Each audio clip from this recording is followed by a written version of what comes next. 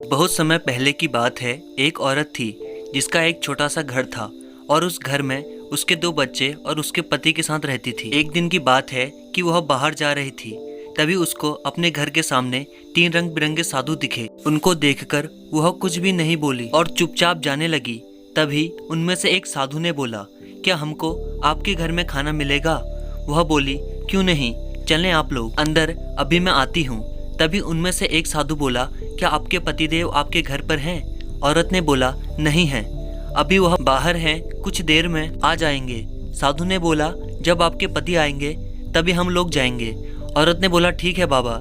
थोड़ी देर में उसका पति आ गया और उसने अपने पति को भी सारी बात बताई।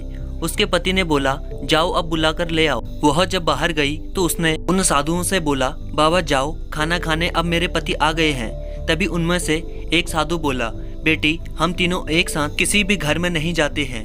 औरत यह बात सुनकर वहीं रुक गई और बोली, ऐसा क्या है जो आप तीनों एक साथ घर में नहीं जाते हैं? एक साधु ने बोला, मैं प्रेम और यह दोनों में से एक धन और एक सफलता है।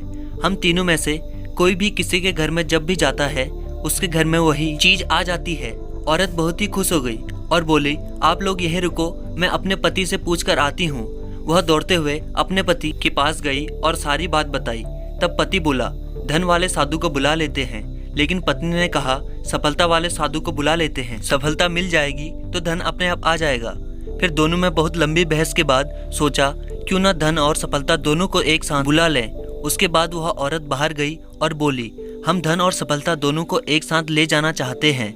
यह बात सुनकर तीनों साधु मुस्कुरा दिए और बोले, बेटा अब हम में से कोई भी नहीं जाएगा, क्योंकि हम लोग उसके घर में कभी नहीं जाते जो लोग धन और सफलता को एक साथ बुलाते हैं।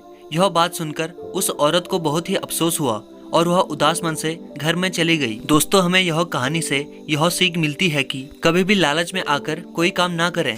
अगर वह औरत प्रेम को घर में बुला लेती तो धन और सफलता दोनों उसको अपने आप मिल जाते।